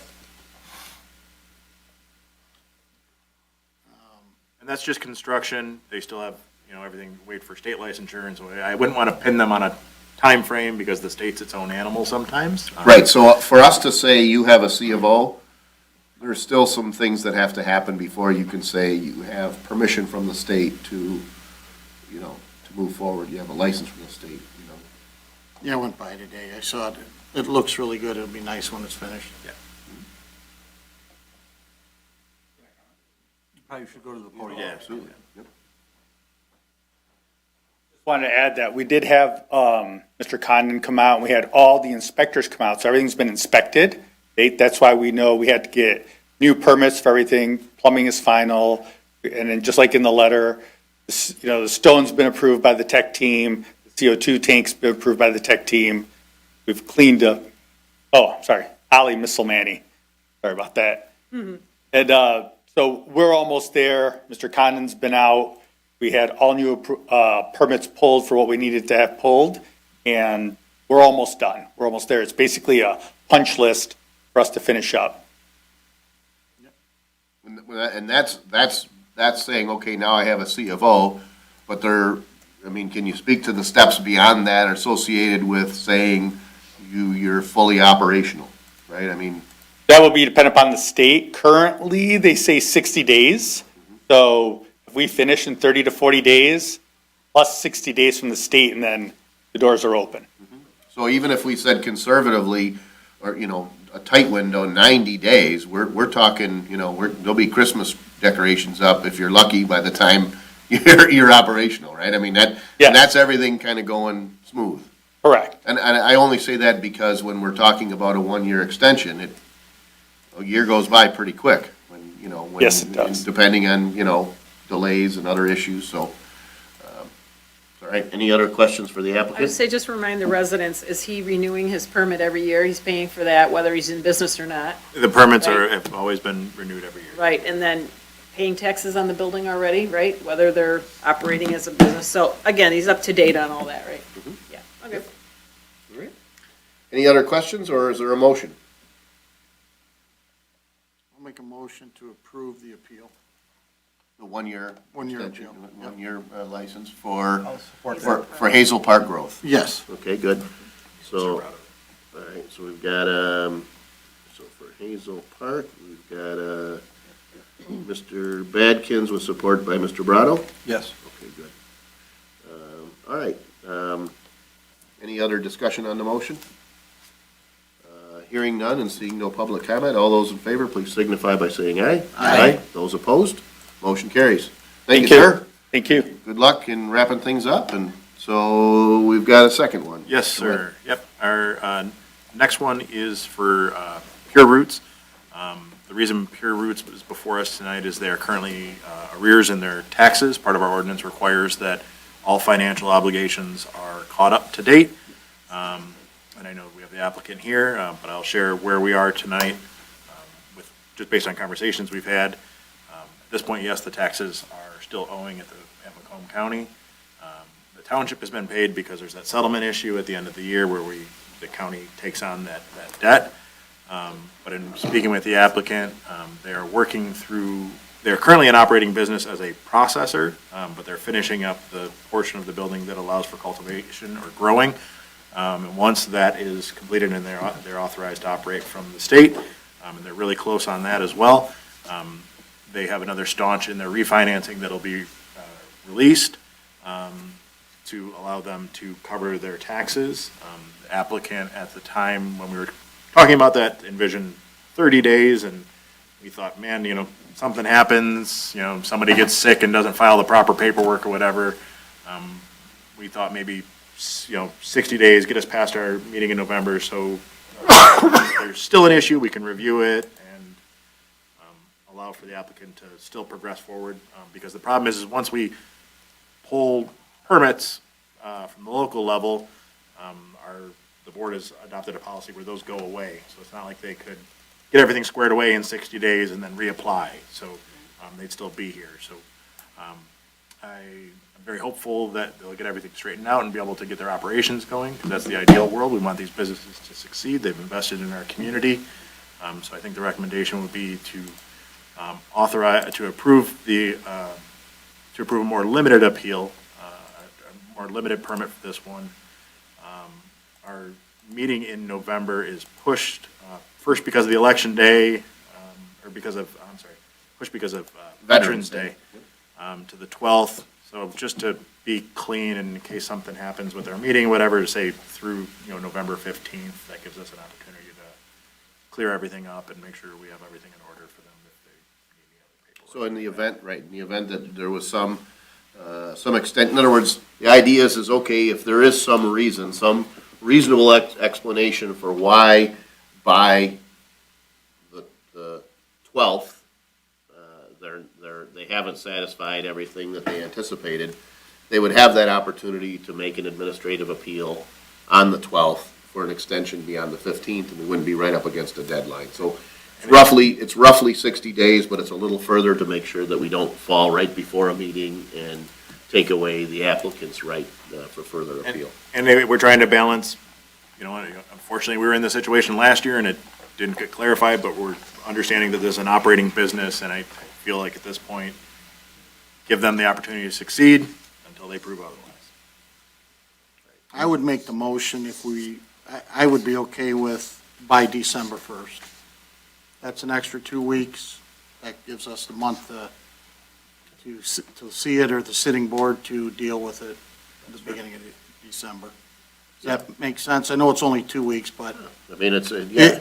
it's a little bit more time. I did go by there today. It looks 100% better than it did this time last year, so I'm okay with that. And the processing portion, I believe we had a tour, I don't remember exactly when, but, I mean, it's a functioning, it's an open Yeah. business, and I think we toured some of the cultivation areas, and although they were still under construction, back when we toured it, I'm gonna tell you, was that springtime? I feel like it was cool out, but it's funny how, time flies. Either way, there's a lot of, you see progress on the outside, there's a lot of progress on the inside too, so. It's essentially 90 days is where I came up with that, 3 months. So That's good. All right, is there support for that? Support. All right, we've got a motion by Mr. Badkins with support by Mrs. Rose to approve the permit extension through 12/1 of '24. Discussion on the motion? Any comments? Any good? All right, all those in favor, please signify by saying aye. Aye. Those opposed, motion carries. Well, good luck, and hopefully we'll see you before then. Good. Okay. All right. It's me again for the subdivision reconstruction Oh, program. wow. Oh, yeah, I missed that. Whew. Before us, board, we have a proposal from Wade Trim to prepare applications for the 2025 subdivision reconstruction program. I apologize for putting this on the agenda at the last second, but we've talked about this for probably the last 4 or 5 years. Wade Trim prepares applications for the subdivision reconstruction program, which is a county-run program for local roads to be able to be paved, with the county covering a portion of the cost, up to $500,000. That includes substantial drainage improvements for those road projects. At this time, we've had conversations with 2 roads, 2 neighborhoods about their streets. I'm not 100% optimistic that they're going anywhere, but we're asking tonight is for authorization for an amount not to exceed $5,550 or $1,850 per project to allow Wade Trim to prepare those grant applications. They are due at the end of the month in September, so in order to get them Wade Trim time, we wanted to be able to have this approval, so if the roads, the neighborhoods say, hey, we're in, we're not behind the 8 ball trying to get the grant applications done. And it's also worth noting that the labor that goes into preparing this proposal is, it has value beyond this cycle. So let's say that we do prepare an application for the grant, and A, it's not approved, or B, the neighbors don't support it sufficiently with an SAD. We still have that opportunity to use that data, update it with, maybe Tweak the numbers a little bit for for another inflation, calendar year. and so the labor that goes into preparing this, in other words, if a street is worthy of being repaved this year, it's probably, it ain't getting better next year, and there maybe a few more neighbors get on board, and the petitions are signed, and the project moves forward. This is for the 2 projects in 2025, correct? 2 or 3, At this point, I only have 2 roads that have expressed interest, so, but it's really. probably- 18 something per, so it's a little It's less than 4 $1,850 grand. per row, so just under 4 3,700 grand. bucks. But we're saying budgetarily up to the 55. The most we can apply for is 3 through the county, so Yeah. And what, I mean, not to mention any names, but why do you feel like they're not gonna go anywhere? You know, unfortunately, the cost of roads has Right. grown up dramatically. I mean, I really think it's outpaced inflation, just, I mean, based on what we've seen. And when people couldn't get on board for a project at $5,000, coming in and saying it's 12,000 Right. is tough right now. Yeah, so, and doing these as many years as we have, you kind of get a Yeah. feel when you go to that meeting. Right. We're doing, in the 2024 cycle, we're doing My Neighborhood. The cost was 65 to 13,000 per home, depending on where you were. We had sufficient signatures to get that through. At the same time, during the same cycle, we had another proposal to do another road, and I think it was about $3,000 per home. Couldn't get it done. They said that was too much money. So you get a feel when you're talking to the people whether or not you feel there's support or not support. And sometimes it's overwhelming support, and sometimes you can just tell there's a lot of opposition and it's not gonna happen. So, you know, nothing but Kentucky windage, but that's the feed, I feel right now, so. But again, if we make the investment, if we are able to support the project and it doesn't happen this year, you never know what the future holds. So it isn't completely wasted, money. All right, so just any further discussion, or is there a motion? I'll make that motion. Okay. Motion by Mr. Badkins, is there support? I'll support the motion. We had a fair amount of discussion, any further discussion?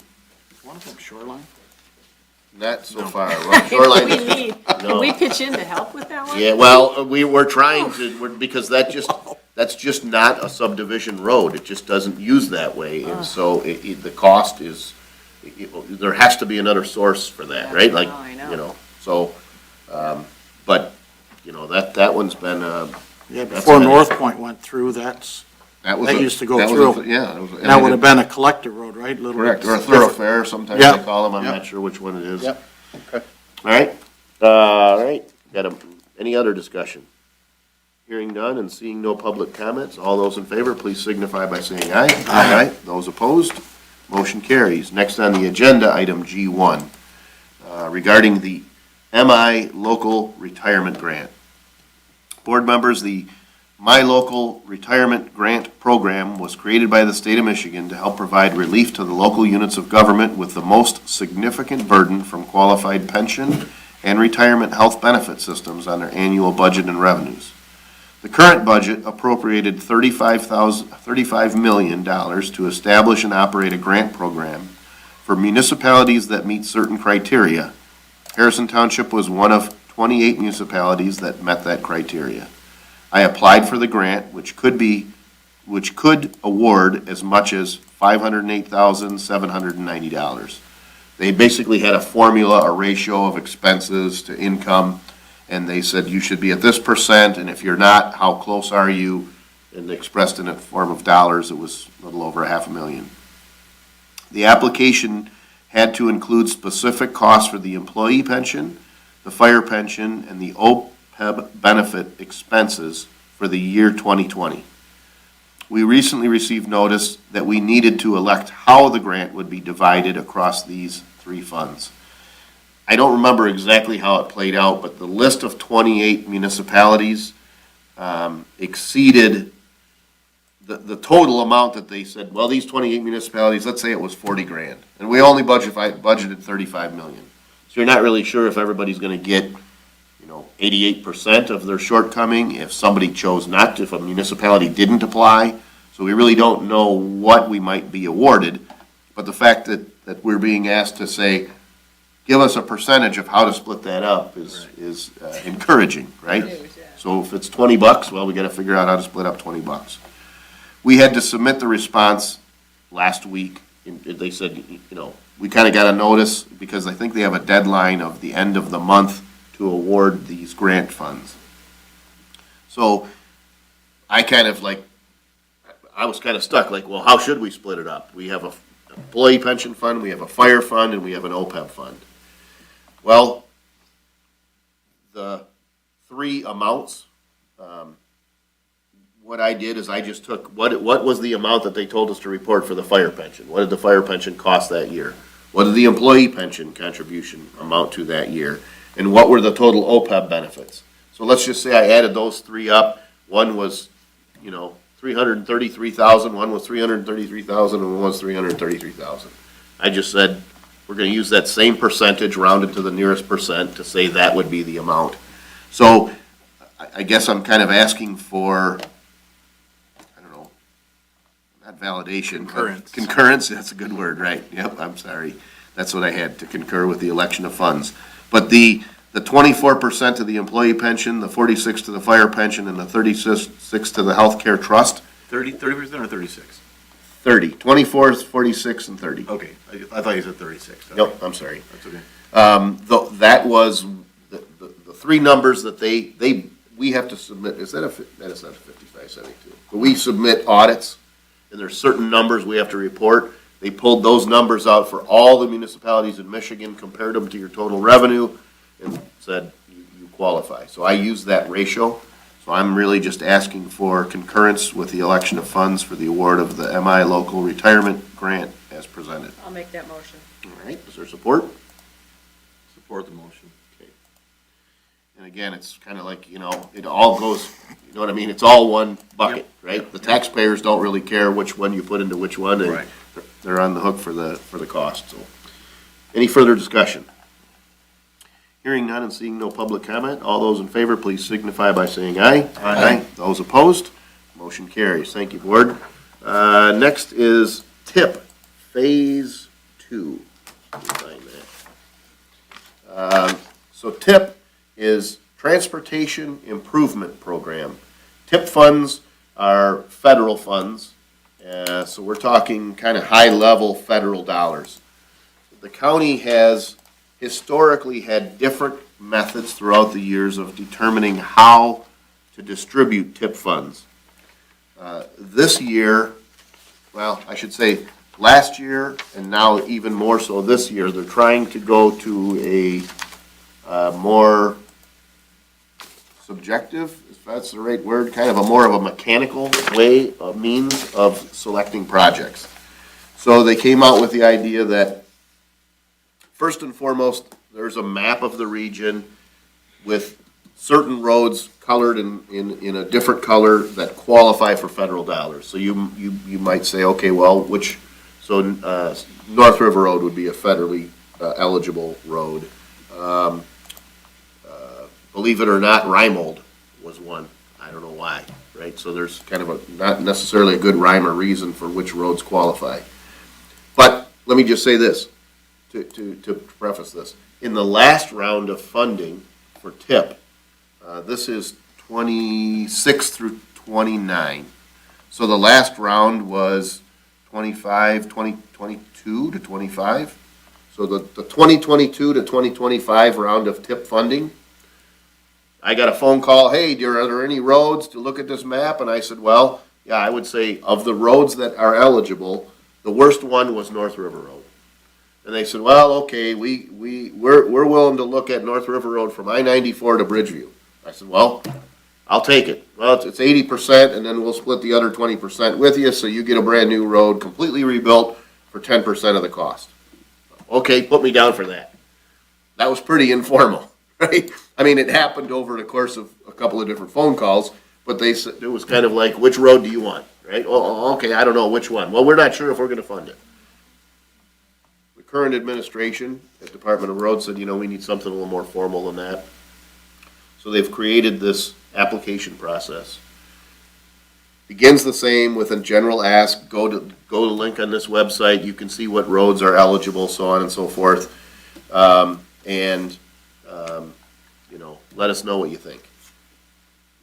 And then you have to apply by phase 1 by this time. Well, it was a relatively narrow window, but the phase 1 application was a very simplified application.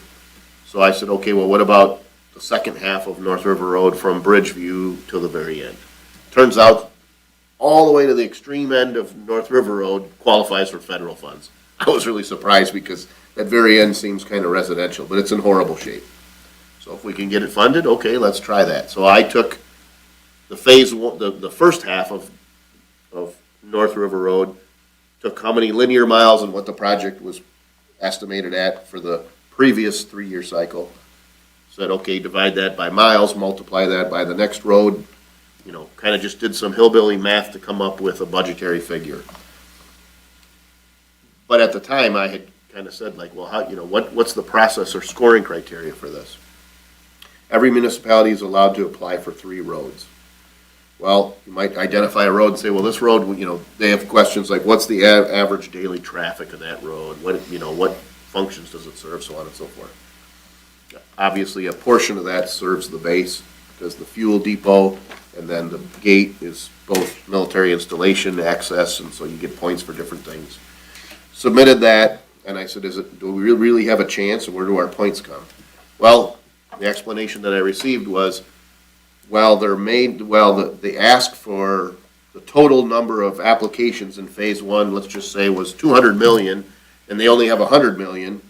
You're like, okay, well, I got a 50% chance. Well, no, not necessarily, because some municipalities might submit all 3 roads as a part of their application. So they might ask for 3, we might only fund 1, but we don't want to fund 3 in Shelby Township and maybe not any in Harrison. So bottom line, now they say, okay, phase 2, you've got to be very detailed. You got to use MDOT data and, like they have a seminar to learn how to apply for this, right? And an online course, and you're like, okay, this is definitely beyond phase 1. So the phase 2 application window just opened up. So to apply for phase 2, which is, I think at phase 1, I think my number for at the phase 1 application was about $3.5 million. So we would be talking about getting potentially 90% of $3.5 million to rebuild a road. And I feel like we've got a pretty good shot, no guarantees, but the cost to apply for that is $8,900 to submit that application. It's well beyond my ability. So if we want to apply for phase 2 TIP funding for the road identified, second half of North River Road, it's a lump sum fee of $8,900. I got this, and I want to give Wade Trim as much time as possible to complete that application, so I did ask to add it to tonight's agenda. So the proposed motion would be to authorize a lump sum fee of $8,900 to apply for TIP funding for North River Road from Bridgeview to the east end. I have a question. I was thinking that with that, they require a board resolution and support. Did you hear anything like that from? I think you're right. I do believe so. So what we maybe want to do is consider amending your motion to add in language to authorize supervisor to enter into the corresponding resolution, and then just do a roll call. The only thing, Rob, I is think it's not due until the 29th. so we- September 29th. Oh, Yeah, you just bring it back? Right, Okay. so I didn't prepare a resolution. I believe you're right that a resolution is required, but I would feel comfortable bringing that to, in other words, I've got at least 2 meetings before. Okay, we do. all right, good enough. But that's a good point, because we have to have a resolution. That's the so- perk of having an attorney that represents a couple other communities. Probably already heard TIP, Yeah, whereas most attorneys would be like, I don't know. yeah, well, I would guess Shelby's got 3 applications in, right? So they probably talked about this recently, and so that's good info. But yeah, at this point, I think obviously, if the board doesn't want to pay the $8,900, no reason to draft a resolution, but I'm sure we can do that if someone wants to make the motion to approve the lump sum of $8,900. I'll make that motion. All right, is there support? Support. Good, David, all right, support by Mr. Brado. You got Mr. Badkin's motion, Mr. Brado support. Any further discussion? Hearing none and seeing no public comment, all those in favor, please signify by saying aye. Aye. Those opposed, motion carries. Second one was the parking lot improvements. So I received a call last week from our Public Works Commissioner, Candace Miller, saying, hey, we were taking a look at the parking lot over at, actually, they've got 2 parking lots. They've got the one that's at Harper in the Spillway, that's a popular fishing spot, and then Jefferson in the Spillway, the park there at the mouth. And those lots, there's a lot of rutting, things like that. So they do have a working relationship with Robert Clancy Contracting, and, in fairness, I think when Candace, this is just Candace, but Public Works in general, they deal with contractors on a much higher level than we do. So they did come up with, one of their contractors that they use for this, gave them a bid. For our portion of the work, it was $14,550. Candace said, I think she said, I'll kick in $5,000. So I think the ask was for $9,550 to get the parking lot done. I did get a question from one of the trustees saying, well, whose parking lot is it? So the spillway is a federal asset. It's overseen by an intra-county drain board because it drains as far as Lapeer County. But Harrison Township has a recreation lease, a 99-year lease for something like $1 that allows us to utilize the spillway. So the short answer is we cut the grass there, we maintain the facilities, it's our parking lot. So if Candace, if she didn't kick in $5,000, well, we'd be looking at a much bigger number, and frankly, I think if we had to go out and try to find a contractor to do the work, I'm not sure that we would even get the price that we got. So I think not only are we getting a good deal, but we're getting a third off, so. And Clancy's an excellent contractor too. He does a very, very good job. Absolutely. And our partnership with Public Works has already allowed a lot of investment in that specific location that wouldn't have happened otherwise. Right. I drive by that park every day, multiple times, and man, they get a ton of usage. Is that the DNR It's new one? It's It's right at the spillway. So imagine if you take the bike path across, and the bike path kind of terminates at that. Right across from it. Yeah, It's easy to miss. yeah.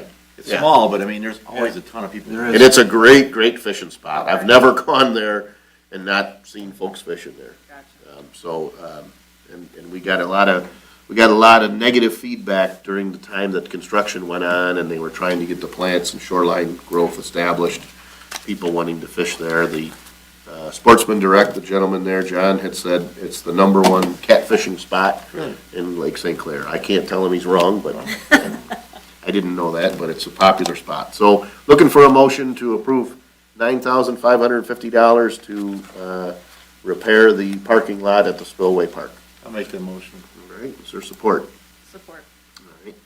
And again, I appreciate the nimbleness of the board. I get this call, hey, I'd like to get that work going. I add it to the agenda kind of last minute, but I really think we're fortunate to have the partnership that we do with Public Works to get this done. So And when's the last time that we did any work in that parking lot? it's interesting, we didn't. So what happened was, maybe as far back as 2016. I can't say for sure, but I'm gonna say probably around 2015, 2016. The shoreline of the spillway was softened and floodplains were put in for fish habitat. So there's those areas that are sort of carved away with little islands and low warm water areas. When they did that work, they utilized the Spillway Park for a staging area. They approached us, they had permission, it was, like we gotta put the material somewhere. When they were done, they spread gravel. Oh, it was before 16, because Candace was elected in 16, wasn't she? Was it 16? Because she took over, the end of 15 was the collapse. So, probably 14, the work was done. When they were done, they just made one huge gravel parking lot. When Candace came into that position, she said, that looks horrible. We've still got some money left from that grant. Let's define the parking area. We'll put in a gate in case you need to gate it off. And then let's make the rest of it green the way it used to be. And then later, through a grant, we planted a number of trees. So the short answer to your question is we haven't done anything at that park because Candace has, through the grant, to improve the spillway. Now, in fairness, Public Works put in that fishing pier and improved the area in Clinton Township. So, they're doing different things along that whole stretch. But we didn't even put that parking lot in to begin with, and now we're getting help to repair it. With the material that's being used, we won't have to touch that parking lot for at least another 10 years, probably. I think so, and I think this will be done, very well, so. All right, any other discussion? I just, I've been there a few times, so when you pull in, off to the right, there's a grassy area.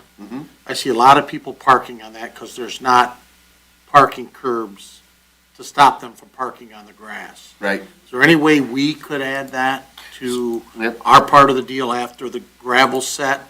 They reset all the parking blocks and maybe we gotta buy 6 or 8 of those and throw them down. Would that be possible? It's certainly something that we could ask. I just see cars always parked on that grass. Right, the challenge is because there's not sufficient parking. It's like overflow parking because there's times when the place is full and people want to go fishing. And so it's kind of one of those things where you're like, okay, well then I'm just going to find another place to drive off, right? Well, we were having the issue before when they didn't have the parking blocks in, they were running over the trees and stuff like that. Right. Just So to pull in. so between the gate and the placement of some of those trees, we tried to define that area. But if the place is full and I just drove all this way to go fishing, I'm gonna find a place to park. I don't know that, I'm just gonna find another way around it. In other words, it's kind of like careful what you ask for, because now I'm just gonna drive somewhere else and park, because, Well, they could park at the one on Harper, they could park at the senior center. I mean, there's all kinds of places to park on the river. I think it looks bad when the cars are parked up on the grass and then it gets wet. Now there's ruts. We're dealing with that, right? Right. So, well, I'll tell you what I would say is, I think there might be value in seeing whether or not they could expand the gravel area. So if more of that was gravel, right, and there was yeah, you maybe could some park additional cars parking. parallel to the driveway, maybe that'll. Something alleviate different, it. right? So I can certainly, because I do think that parking lot ends up being undersized. So I It can is. certainly see, obviously, if I ask for a greater area to be defined, we could be looking at an additional expense. So maybe the appropriate motion isn't, maybe there's a budgetary amount in the event that we want to expand that. I don't know. To me, that would be the solution. The solution isn't to block the parking.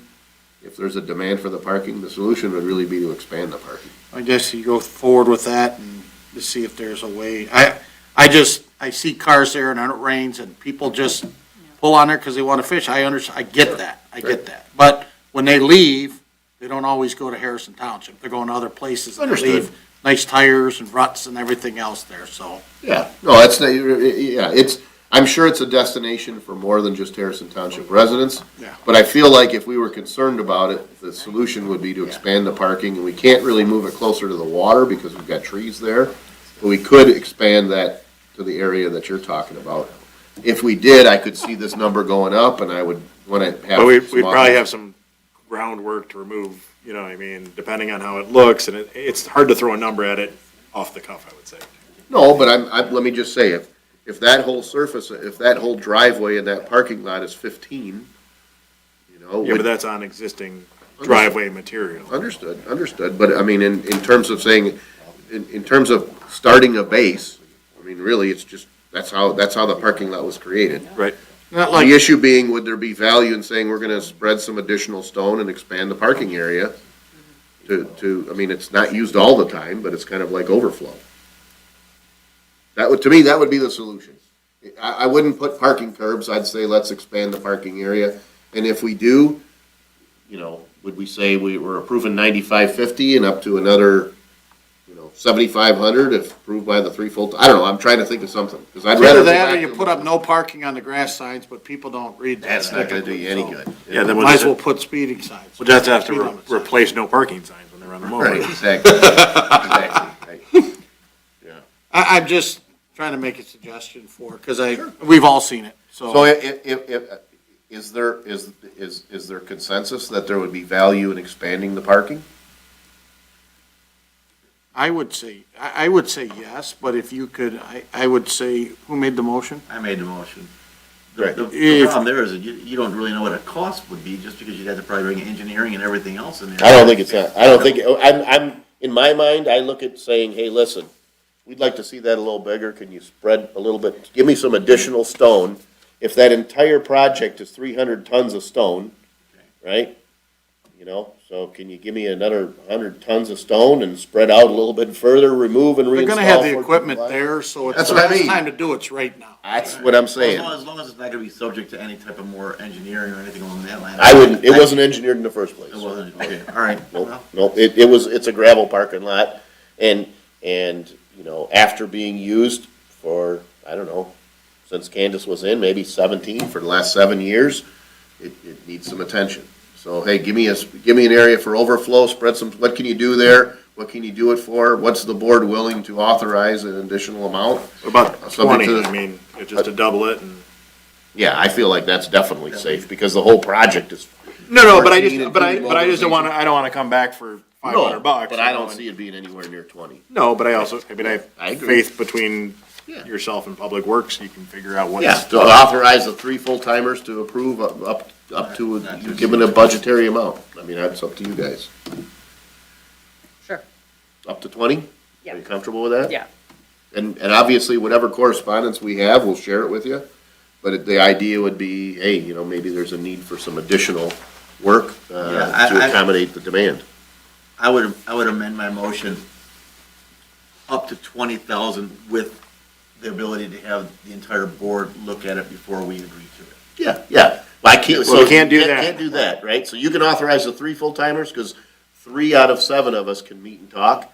I can't send an email and say, hey, board members, what do you think, because then I'm deliberating. Also, you want to do it next week is what you're saying. Yeah, I would like, I mean, let me So just you- say this, if I before come the back next and she meeting. says, if she says to me, hey, they're not gonna get to it for 2 weeks, Okay. we'll talk about it in 2 weeks. I thought we could have it at the next meeting or whatever. So I brought it whatever you in done before then, all because she said, hey, I'll have them start. I said, well, we got a meeting Monday, should I add it? She says, if you can get it approved, I would like I it. don't think it's gonna come anywhere close to 20. No, I don't But I think so just would either. like to, Once waterfront park. No, but if they're like, hey, we wanna scrape it and get it The level with right the way to other do it is this, and I need to do that, right? That's really what it comes down to. Either we say, approve this, or give the 3 full-timers the flexibility to expand the parking area to satisfy the concerns about because parking on the grass isn't the worst thing in the world. Some could be dry as a bone that day, and someone parks there and it doesn't cause any trouble. But if you wanna do it right, you expand the parking, and there's nothing wrong with that. But the base under that grass is all gravel, because that whole thing was gravel. They just filled that whole area with gravel. She just came back and put topsoil on it and, planted, so. Are you comfortable with up to 20, subject to the 3 full-timers? that's, Is that all right? I'll amend my motion to that. Yes. Continued support? Yes, yes. All right, cool. Any other discussion? Thanks, Brian. Yeah, what else do you want? Yeah. Spend more money, Brian? You ain't got nothing going on tomorrow? All right, no further discussion, no public comment. All those in favor, please signify by saying aye. Aye. Those opposed, motion carries. And then last is the 10 invoice. As you know, Mrs. Iannuzzi had lost her mother and the different various things going on. This came up, the senior expo's coming up. I think we rented the same tent prior, so we've got a rental invoice for $900 from Stahl's Market for the tent for the senior expo, and just asking for approval for that invoice. If we didn't pay it, we'd charge it on a credit card, it would cost us $27 more. I'll make that motion Right? to pay the invoice of $900 for the tent rental for the senior expo. Yeah, I think it's, last year everyone brought their own tents, but it was one of those roll of the dice, like if the weather went bad, like this doesn't a fun event anymore. Yeah. Is there support? Support. We've got a motion by Mr. Olgiati, with support by Mr. Brado. Discussion? What is her threshold of spending? Like, why does that have to come before the board, $900? It's cutting the check between now and then, so in other words, I can't spend it, right? It's not a threshold of expending, it's cutting a check versus charging to a credit card. Yeah, okay, because she And could have put it, yeah. She but I could under- spend it, but it would still have to wait for our next board Yeah. meeting. Right, problem. and then the person wouldn't get the check by the All time right, it yeah, came yeah. up. So it was really a timing issue, and sometimes that just happens. I mean, employees, there's no ill intent, like, hey, I'm trying to get this done. She's got it reserved, I don't know, booked on 6/24 of '24. So she was ahead of the game. She She just, obviously had personal issues that she had to take. yeah, she had some, and those are not easy issues to deal with, so. All right, so we've got, a motion by Mr. Olgiati with support by Mr. Brado to pay the invoice. Mrs. Rose. No, Was Mr. Brado? Olgiati, supported by Mr. Brown. Was it Yep, Brown? yep. Sorry. Oh, yeah. I thought she was gonna, I I was got you almost on the there. one before. Oh, Yeah, okay. that's the time before. I got your I'm back. not trying to. No problem. Further discussion? Hearing none and seeing no public comment, all those in favor, please signify by saying aye. Aye. Those opposed, motion carries. If I'm reading things right, it's time for public comment. We'll open up the floor for public comment. They could be about any subject you wish, and we ask that you try to limit those to 5 minutes in length. C. William Bardell, 27-year resident, clean cut, do-gooder boy next door, fix up, clean up, people helping people, proud Blue Dog Democrat. I just want to remind everyone to please check out Save Lake St. Clair on Facebook and enjoy some of the reading material and, get involved, and hopefully one day we'll have a perfect lake. Our lake will be perfect and in our lifetime, and as we move forward to have a wonderful lake and stop the dumping and so forth from Oakland County and all the dynamics that go along with that. And also, everyone, please stay safe with this Labor Day holiday coming up. Pace yourself. We still got another month of summer. Everyone, have a wonderful evening. Thank you for listening. Thank you.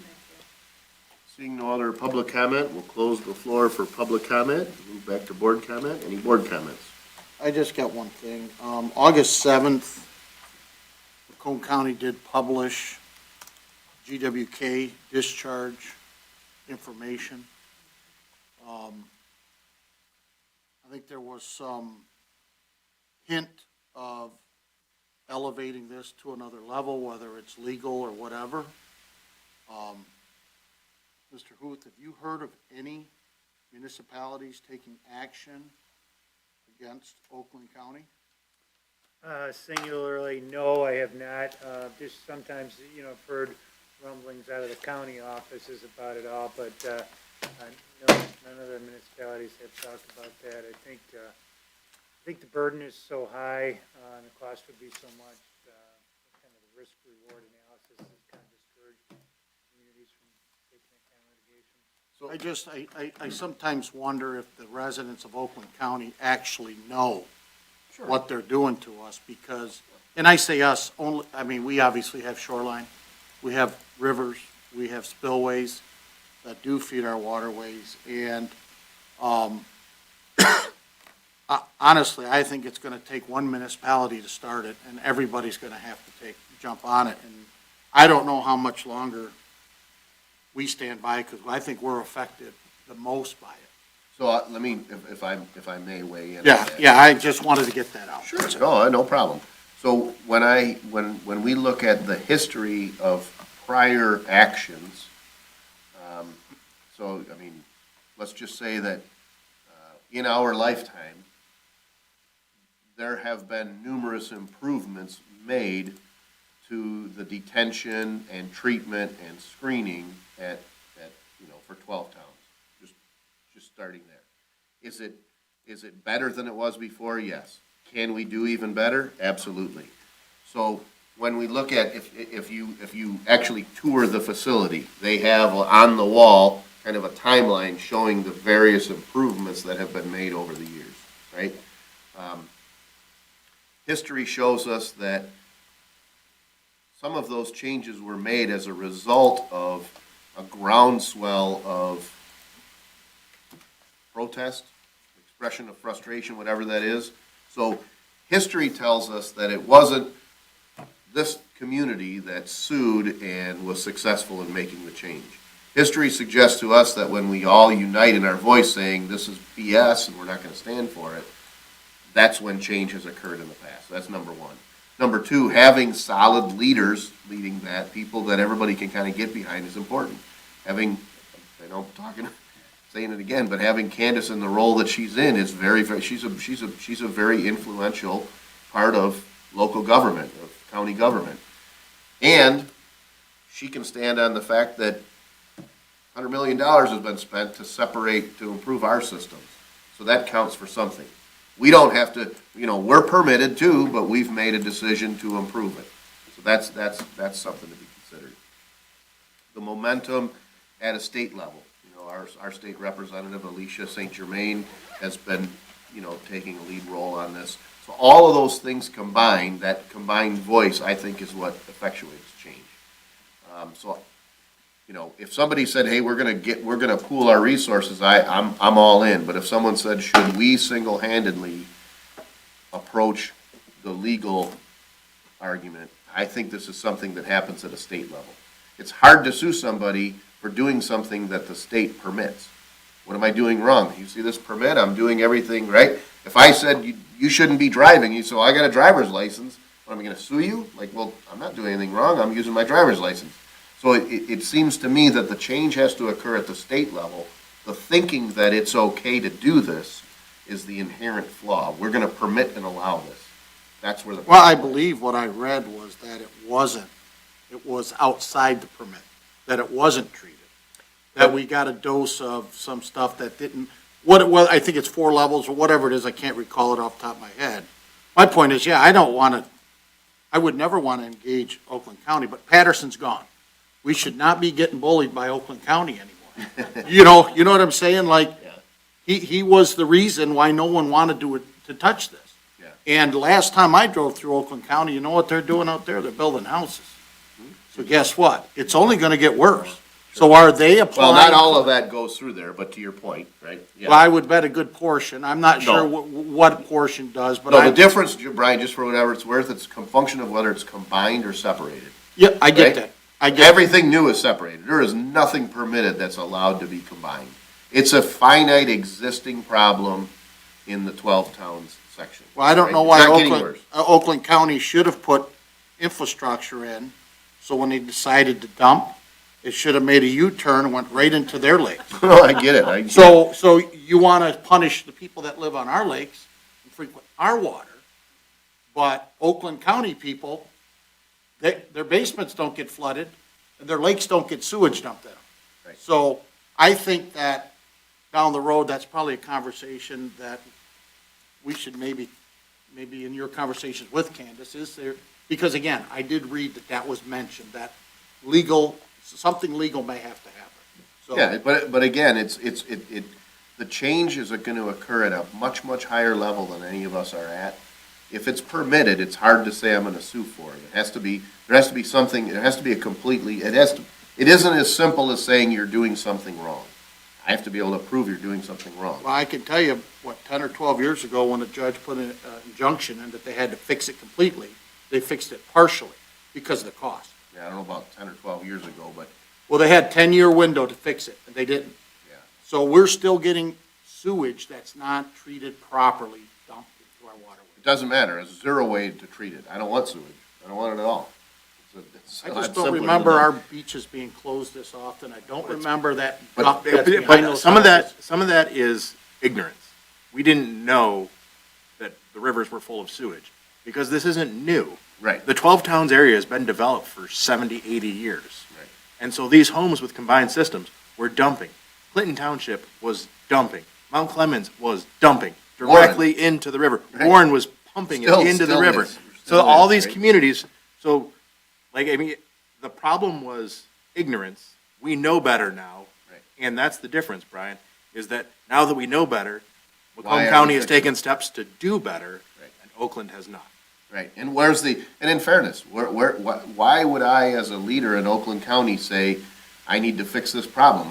Show me 5 problems. Well, 4 of them affect my residents, 1 of them doesn't. I mean, it's not hard to understand how we got to where we are, but the point is that it isn't gonna be solved, it's gotta be solved at a state level. It's a fundamental change in the way we think, which is way bigger than any one community. The fact of the matter is, it can be fixed with Absolutely. money. Correct. It can. So Absolutely. it's not like building a bridge to the sun. No. No. That can't be done. We all know that. Right, This can be fixed with money. Right. So at some point, somebody has to be the one, other than Candace standing there. I know everybody behind her, we need to get next to her and not behind her. no, for sure. One board member's opinion. Well, and one of the more recent proposals was a fine structure. So, and I've said this for, it's probably as long as I've been supervisor. Not only is Oakland County dumping, but when they're taking the flow from that Oakland County resident's home, they're charging them for the sewer, but they're not sending it to Detroit, they're sending it down the Red Run. So what a great deal. I'm gonna charge you for your sewer, but instead I'm just gonna dump it in the river. Now, see, and I got my mind going another direction. So for me, I feel like there's like a level of fraud here where you're saying you're actually charging someone to treat their sewer, but you're not. Right. Yep. So I feel like there should be some functional monetary penalty every time it occurs. It starts small, it gets bigger, and eventually there's a huge pot of money that we offer in the form of grants to separate your system. In other words, we either say, pay us now, or pay us over a period of time, and we'll give your money back to fix the problem. But until we get something structural in place that causes pain for Oakland County, there's just no reason for them to act. To say, well, just because I want to, it's just not gonna happen. There's no sign of the correspondence between Oakland and Macomb County that says, yeah, we're thinking about next year we're gonna start. We're permitted, we're not breaking the law, so there's no reason for us to do anything. So you've gotta make a change to the law that says you are breaking the law, right? What they used to do is against the law, but it wasn't back then. That's my point. To get that move, you've got to use the law to move what the target is and say, well, now I can't afford to do this anymore because I'm paying too much in fines. I need to separate the system. That to me is how it's going to change. So, and that's where I'm saying it isn't through a lawsuit. If the folks in Lansing can't change it, it's not going to change. It seems like our beaches are closed as much as they used to be open. Well, It's gotten that But bad. again, when you were a kid, you were swimming in filth. right. Nobody It doesn't told mean- you though. It doesn't mean that the E. coli level when we were kids was lower then. No, right? I'm not saying it wasn't. Yeah, so, all right, any other comments? Hearing none, I'd be looking for a motion to adjourn. So moved. All right, is there support? Support. All right, discussion, hearing none, all in favor say aye. Aye. Opposed, motion carries. Thank you, board, meeting adjourned.